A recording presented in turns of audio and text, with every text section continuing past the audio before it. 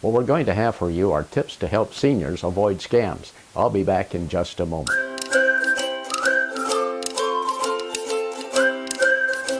Well, here are some of our tips to help seniors avoid scams. First of all, if you get a call from somebody that wants personal information about you, or that they'd like to know more about what you're doing, and asking for Social Security numbers and bank account numbers and things like that, verify the organization. You can call, ask for a number to call to verify that they are actually the company that's calling you.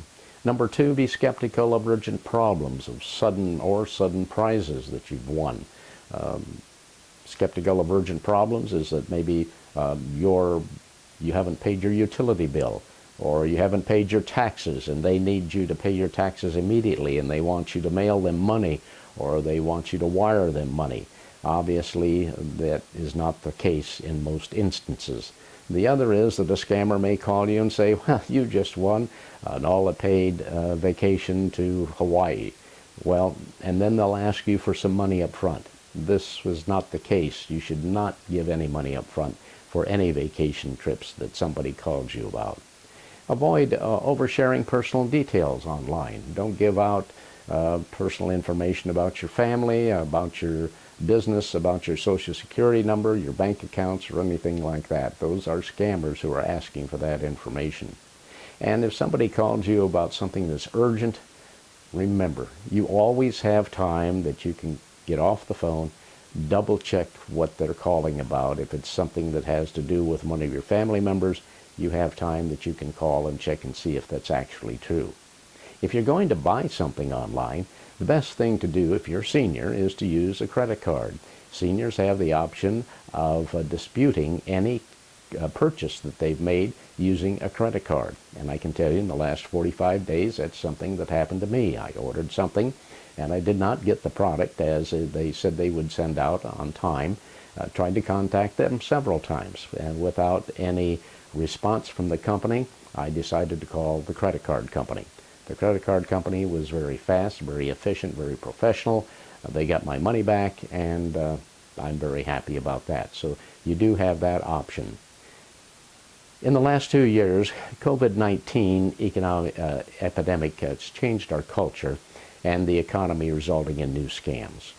They are targeted toward citizens 55 years and older, and here are some of the most common scams. COVID testing scams. You may have someone call you, a scammer, that will call and say that they're with a company that's calling people who have contracted the virus, and what their symptoms would have been and what their results were after they got over the virus. They will not, if they are a reputable company, they will not ask you for a Social Security number. They will not ask you for any payments of any kind. The other is a vaccine scam. Some scammers will call and say they're with a certain company and they're offering the COVID-19 vaccine. We need to get you on a list to register you, and then we need some money up front. Well, that's not the case. Medicare will pay all of any booster shots or regular shots of the COVID-19 vaccine. And many pharmacies are offering free shots. So don't fall for the fact that they're going to get you lined up to get the shot and they want some money up front. Then there's the Amazon shopping scams. If you're buying something online from Amazon, a scammer could call you and say, well, your product is delayed. We need to have more information from you in case you move or in case you're not going to be home. Where can we contact you? Can you give us some personal information? Don't do that. Don't give any personal information out to anybody that you're not familiar with. Then there are the government agency stand-ins, and this could be the Social Security Administration or the IRS. You may get a scammer that will call you and say they're with one of those two agencies and that you need to make a payment immediately, and if not, you're going to lose your benefits.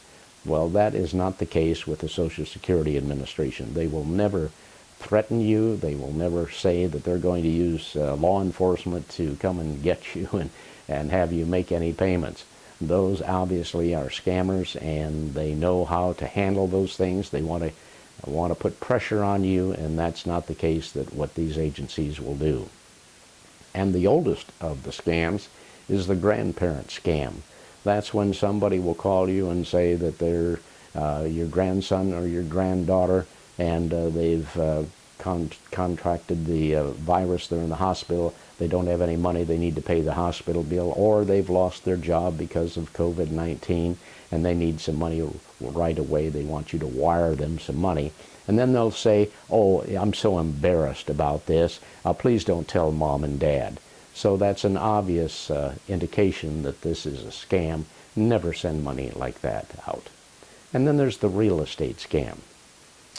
Seniors at 55 or over sometimes have homes that they're thinking of selling, or they may need some repair, and scammers will find out about your home. A lot of information about people's homes are on the internet. It's public information, and they may call you and say, well, we understand you may be wanting to sell your home. We'll buy your home, but we're going to give you less than what the appraised value is so that you can sell your home quickly. Don't fall for that scam. If you get somebody that calls you with that information, and you certainly are thinking about selling your home, the best thing for you to do is then contact a real estate professional to help you through that situation. If you like this information, please click the like button below, and we'd certainly like you to subscribe to our channel. And we'll be back next week with more information on living in Hays, Kansas.